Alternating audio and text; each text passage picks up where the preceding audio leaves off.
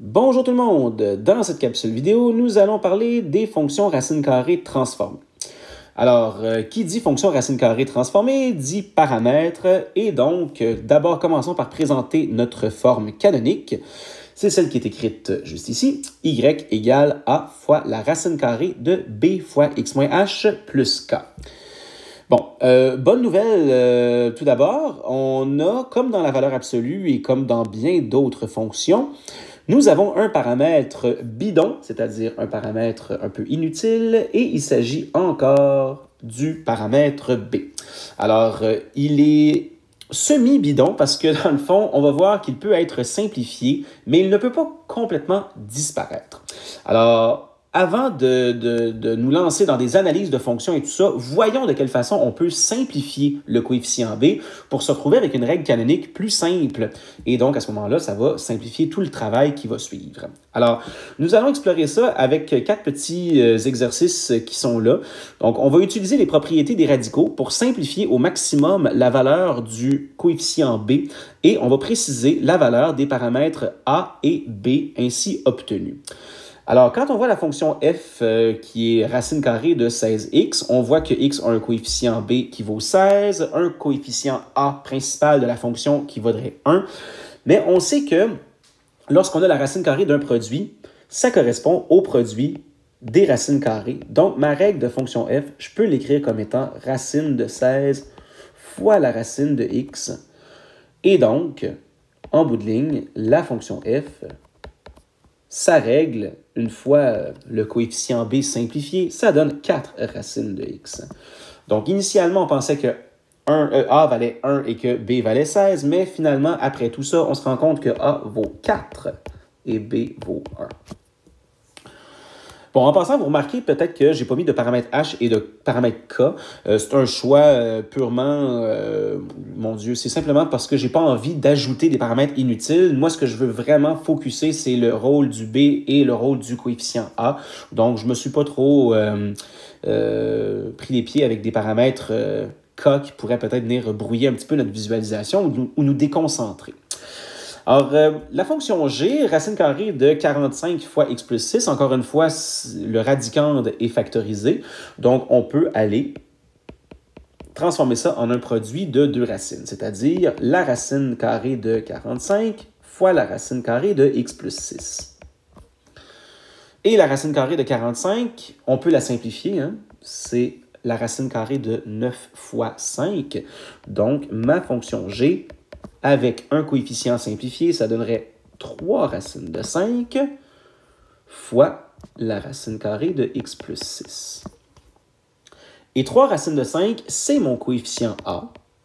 Même si c'est un coefficient irrationnel, ça n'a pas d'importance. C'est quand même un coefficient numérique. C'est pas algébrique et c'est tout aussi valable que 1, 2 ou 5. Et le coefficient b, ben, il vaut 1. Donc, on l'a ramené à 1 encore une fois.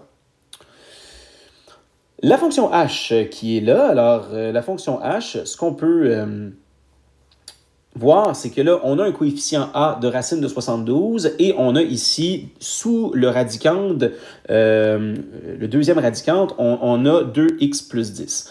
Alors, je pourrais simplifier la racine carrée de 72, mais je vais le laisser tel quel. C'est très simple parce que dans le fond, je vais multiplier la racine de 72 par la racine de 2 et ça va me donner un carré parfait.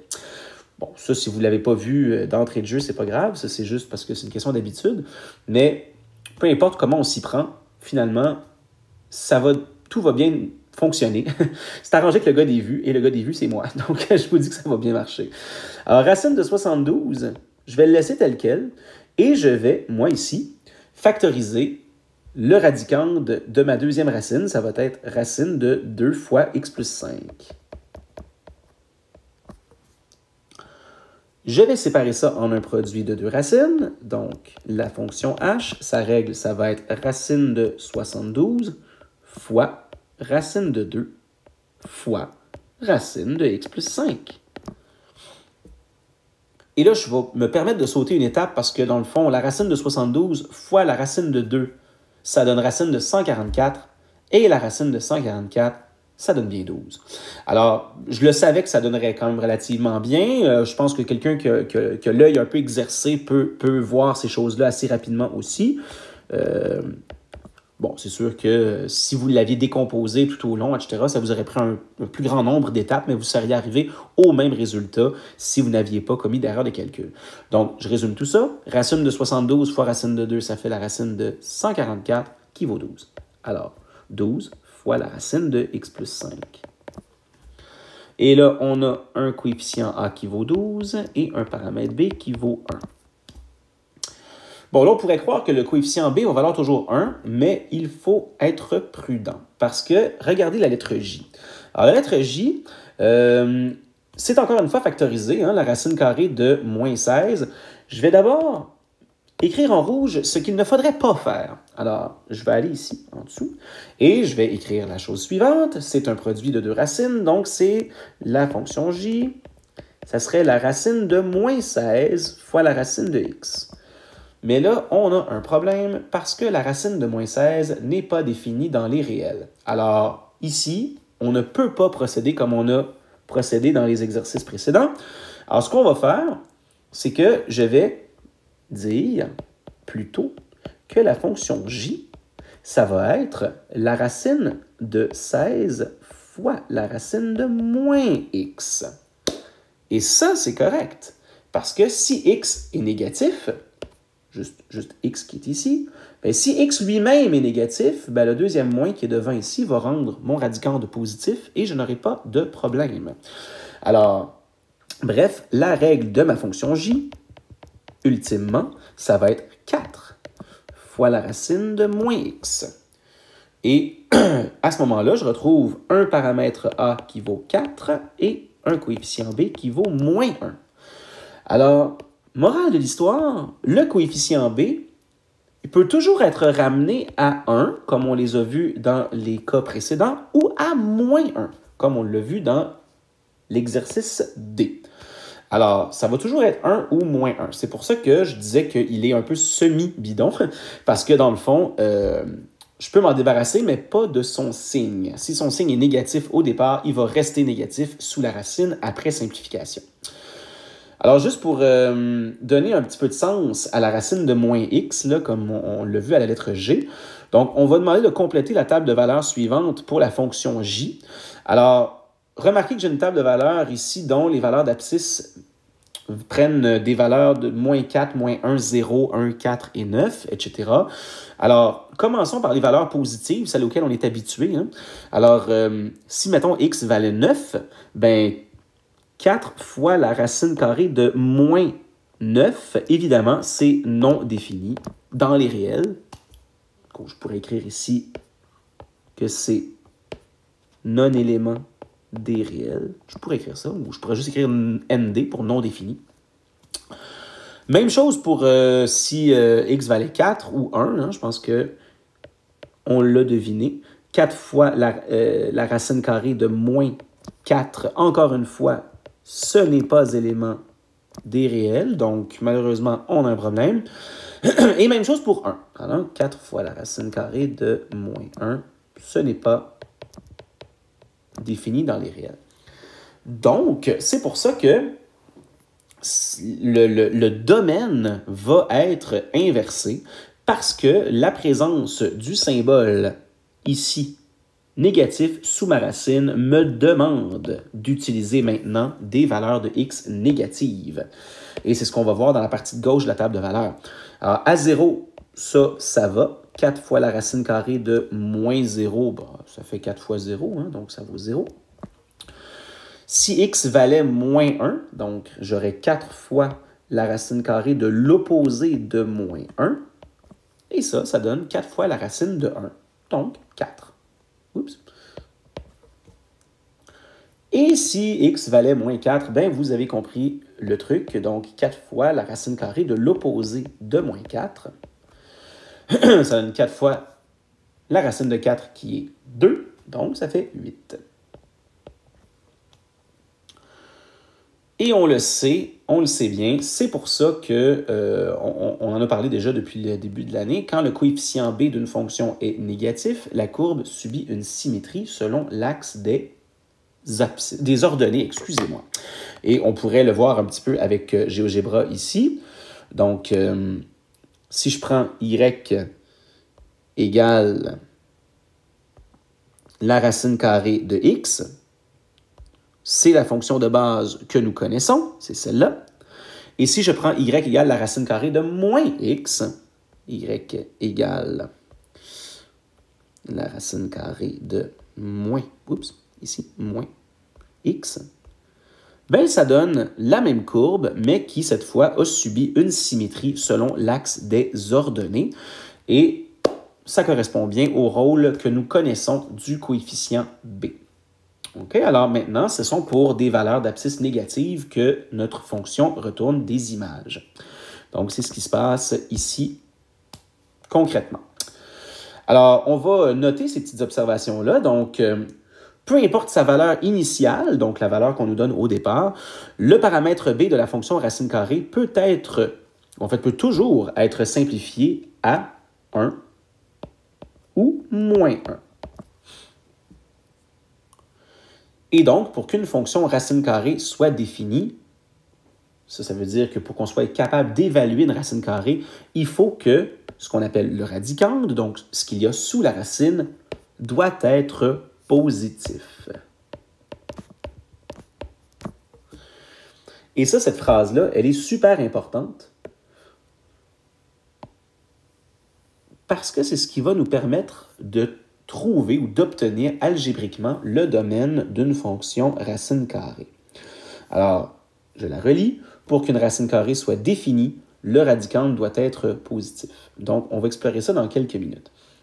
Avant de faire 2 ou 3 petits exercices de tracé de croquis et de recherche de domaine, comme c'est demandé en bas, j'aimerais qu'on passe à la page d'après pour voir les 4 modèles de la fonction racine carrée transformée avec les 4 paramètres.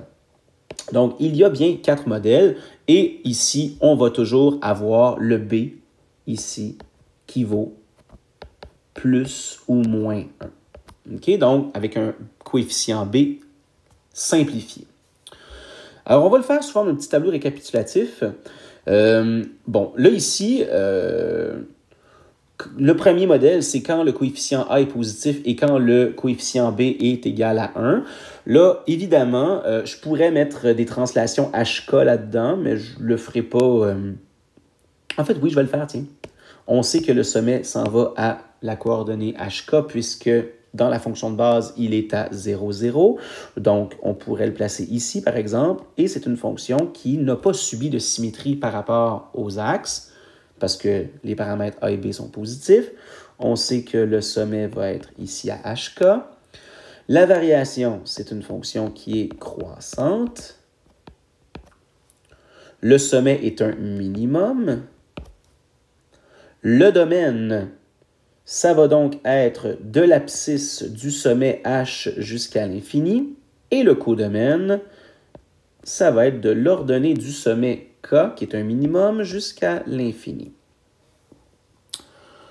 Deuxième modèle, celui qui est à droite, lorsque le coefficient A est positif et le coefficient B est négatif, ben ça c'est celui que nous avons vu tout à l'heure. Il n'y a qu'une seule symétrie et c'est par rapport à l'axe des ordonnées. Alors, je peux mettre mon sommet n'importe où. Ça, c'est les valeurs de H et K qui vont positionner le sommet.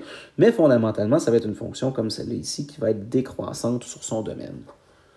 Bon, j'aurais pu la dessiner un peu mieux que ça, là. Mais c'est pas évident comme ça ici de tracer. Bon, à peu près comme ça. Alors, la variation, c'est une fonction qui est décroissante sur son domaine. Le sommet est encore une fois un minimum parce que le coefficient A est positif, donc il n'y a pas eu d'inversion du codomaine. Le domaine, cette fois-ci, ça va être de moins l'infini jusqu'à l'abscisse du sommet H. Et le codomaine, ça va être de K à l'infini. Donc, du sommet jusqu'à plus l'infini.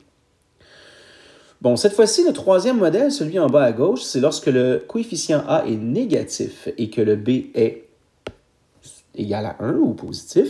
Donc, dans le fond, on prend le modèle 1 et on lui applique une symétrie selon l'axe des abscisses seulement. Donc, ça devient en fait que le sommet, je dis n'importe quoi, le sommet A.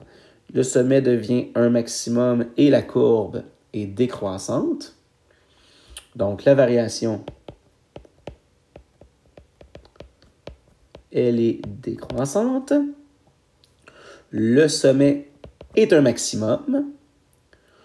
Le domaine, ça va être de l'abscisse du sommet H à plus l'infini. Et le codomaine, c'est de moins l'infini jusqu'à l'ordonnée du sommet. On se rappelle que le sommet, je ne l'écris pas à chaque fois, là. Ces coordonnées sont données par les valeurs des paramètres H et K. Et finalement, le dernier modèle, c'est quand A est négatif et le B est également négatif. Donc, dans le fond, ce qui se passe, c'est qu'on prend le modèle 2, par exemple, celui que nous avons vu ici, et cette fois-ci, on change le signe du paramètre A. Donc, au lieu de le mettre positif, on le met négatif. Donc, ce que ça fait, c'est que ça lui engendre une symétrie selon l'axe des abscisses. Et donc, ta fonction va être croissante, comme ça ici. Son sommet quelque part, à HK. Et ta fonction, elle est, comme ça ici, croissante jusqu'à son sommet. En passant, le sommet, je le mets très arbitrairement, là, un peu n'importe où, c'est pas ça qui est important. Alors, la variation, c'est une fonction croissante. Le sommet est un maximum. Le domaine, c'est de moins l'infini jusqu'à H. Et le codomaine, c'est de moins l'infini jusqu'à K. Voilà, donc ce sont les 4 modèles des fonctions racines carrées transformées que nous devrons connaître un peu sur le bout des doigts jusqu'à la fin de notre chapitre. C'est pas compliqué, on en prend un, on connaît le modèle de la fonction de base et les autres, ce sont juste les deux symétries avec l'axe des x et y. Donc ça donne les 4 modèles qui sont là, qui sont assez faciles à retenir. Je vais retourner à mon exemple du bas de la page de tout à l'heure que j'avais mis en plan et on va faire cet exercice-là. Donc, l'exercice, c'est à l'aide d'une restriction sur le radicande, donner le domaine de chacune des fonctions suivantes et tracer un croquis de la courbe. Alors, qu'est-ce que ça veut dire à l'aide d'une restriction sur le radicande? Ça fait référence à la phrase juste au-dessus qu'on a soulignée. Alors, on a dit tout à l'heure que pour qu'une racine carrée soit définie, le radicande doit être positif. On l'a vu tout à l'heure, on l'a expliqué. Alors, comment rendre un radicande positif? C'est avec une restriction. Et la restriction, donc à la fonction f, par exemple, la fonction f, c'est que mon radicande, 4 fois x plus 5, doit être positif. Alors, ce qu'on va faire, c'est qu'on va poser une inéquation. On va dire 4 fois x plus 5 doit être positif, bon, ou nul. Je résous cette inéquation, donc je divise par 4. X plus 5 doit être supérieur ou égal à 0. Et j'ajoute 5, donc x supérieur ou égal à moins 5. Qu'est-ce que c'est ça fondamentalement, x est supérieur ou égal à moins 5? Bien, ce sont les valeurs de la variable indépendante x pour lesquelles le radicande est positif. Donc, pour lesquelles j'ai des images. Fondamentalement, il s'agit donc du domaine de ma fonction. Donc, le domaine, ça va être de moins 5 à plus l'infini. Okay? Donc, on va écrire ici le domaine de f, c'est de moins 5. Qu'est-ce que j'écris là? De moins 5 à l'infini. Maintenant, je vais prendre quelques instants, je vais tracer un croquis puisque la consigne le demande et on va voir qu'on va arriver aux mêmes conclusions, mais d'un point de vue purement graphique. Alors, si je me fais un petit croquis, on a bien une forme canonique. Bon, même si le coefficient B n'est pas simplifié à 1, c'est pas grave. On a quand même les éléments qu'il faut, c'est-à-dire un paramètre A négatif, un paramètre B positif. Les valeurs de H et K valent moins 5 et 0. Donc, dans le fond, mon sommet est ici à l'abscisse moins 5. Et selon les modèles, A négatif, B positif, ben je suis dans le modèle 3. A négatif, B positif, ça donne le modèle numéro 4, ben le 3, pardon, celui qui est ici. Alors, voilà, c'est une fonction qui est décroissante à partir de son sommet, comme ça. Alors, la restriction sur le radicande m'avait permis de connaître son domaine algébriquement sans passer par un croquis. Alors, la fonction g, sa règle, c'est g de x égale la racine de moins x sur 2 plus 12 plus 15. Alors, ici, ben, dans le fond, on pourrait donner le domaine avec une petite inéquation posée sur le radicande.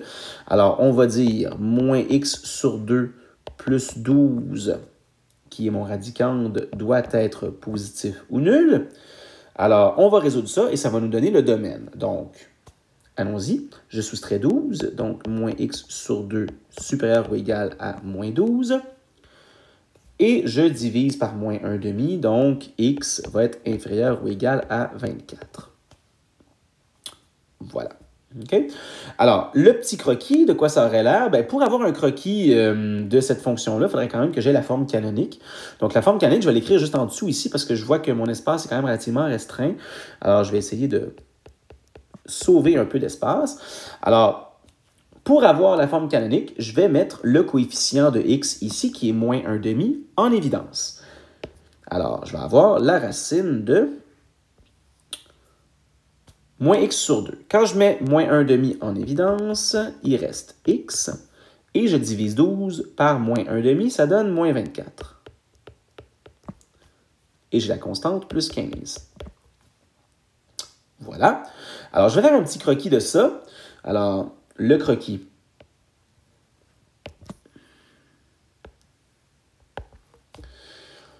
J'ai un sommet aux coordonnées données par les paramètres h et k, donc 24, 15. Bon, admettons que c'est ici, donc 24, 15.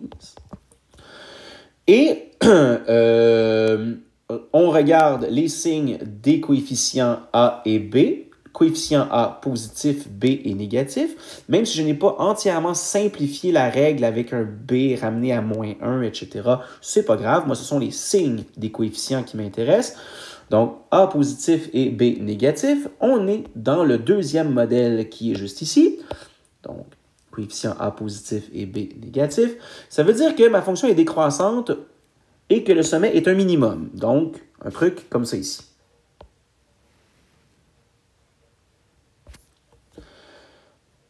Et finalement, notre croquis nous confirme ce que la restriction sur le radicande nous avait laissé présager, c'est-à-dire on voit que le domaine, c'est de moins l'infini à 24, et c'était ce que nous avions trouvé algébriquement. Alors, vous allez peut-être vous demander pourquoi trouver le domaine algébriquement si un simple coup d'œil sur le croquis nous donne l'information qu'on veut. Ben, c'est parce que plus tard, dans vos cours de calcul différentiel, dans les cours de maths plus avancés, il va falloir être capable de poser toutes les restrictions qui s'imposent et d'être capable d'obtenir des domaines algébriquement et pas juste sur un croquis. Alors, ça va être nécessaire et même que je vais vous le demander sous peu. Donc, ça va être une habitude rigoureuse à bien intégrer rapidement.